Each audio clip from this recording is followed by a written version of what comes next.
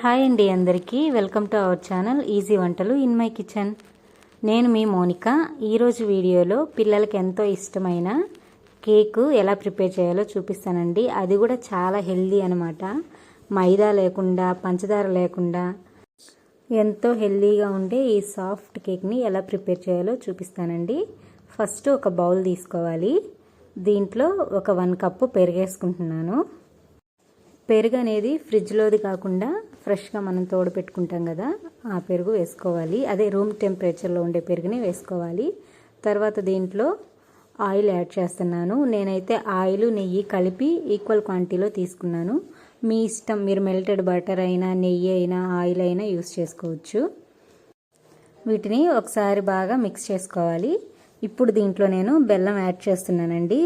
Organic బెల్లం పొడిని వేసుకుంటున్నాను. 1 కప్ వేసాను. మీకు స్వీట్నెస్ ఎక్కువ కావాలంటే ఇంకొక 1/2 కప్ వరకు వేసుకోండి.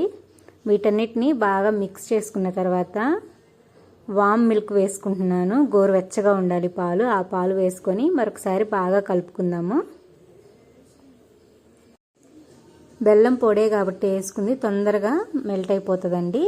ఇప్పుడు దీంట్లో పిండి వేసుకోవాలి. మనము స్ట్రైనర్ ఉంటుంది కదా, స్ట్రైనర్ పెట్టుకొని గోధుమ పిండి వేసుకుంటున్నాను. నేను ఒక పెద్ద కప్పు వేసుకుంటున్నాను. ఇంకా దీంట్లో 1/2 స్పూను బేకింగ్ పౌడరు, అలాగే కొద్దిగా బేకింగ్ సోడా వేసుకుంటున్నాను.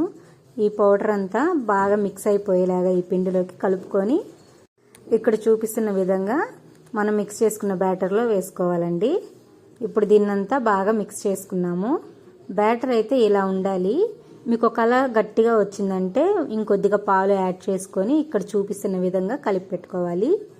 ఇంకా దీంట్లో ఇప్పుడు నేను చాకో చిప్స్ యాడ్ చేస్తున్నాను. వీటిలో సగము పిండిలో యాడ్ చేస్తాను, సగం పైన టాపప్ వేస్తాను అనమాట. మా బాబుకి చాకో చిప్స్ అంటే చాలా ఇష్టము. పిండి బాగా మిక్స్ చేసుకున్న తర్వాత కేక్ మౌల్డ్లో వేసుకోవాలండి. మౌల్డ్కి కొద్దిగా నెయ్యి అప్లై చేసేసి దాంట్లో పోసేసుకోవటం బ్యాటరు. మీలో ఎవరైనా మన ఛానల్ని ఫస్ట్ టైం చూస్తున్నట్లయితే ప్లీజ్ మన ఛానల్ని సబ్స్క్రైబ్ చేసుకోండి. మరిన్ని మంచి మంచి వీడియోస్ని నేను అప్లోడ్ చేస్తూ ఉంటాను. ఇంకా వీడియో నచ్చితే లైక్ కూడా చేయండి.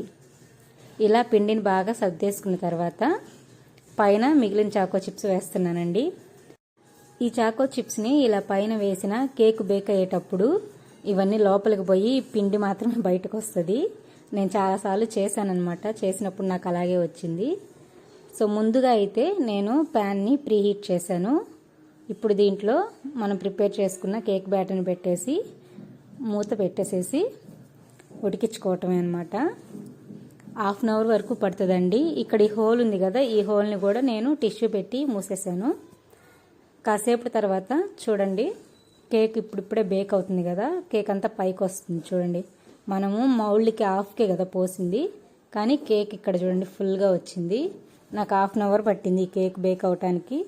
కేక్ బాగా కరెక్ట్గా బేక్ అయిందో లేదో తెలియాలంటే టూత్పిక్ తీసుకొని ఇలా గుచ్చి చూడండి.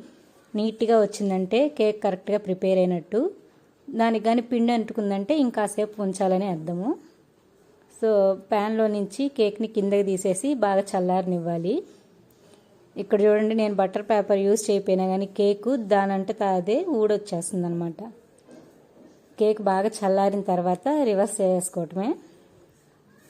టేస్ట్ అయితే చాలా బాగుంటుంది. ఇంకా హెల్దీ కదా, ఎంత తిన్నా కానీ మన పిల్లలకి స్టమక్ పెయిన్ అలా ఏం రాదనమాట. గోధుమ పిండి, బెల్లము, నెయ్యి ఇవే యూజ్ చేసాం కాబట్టి మీరు తప్పకుండా ట్రై చేయండి.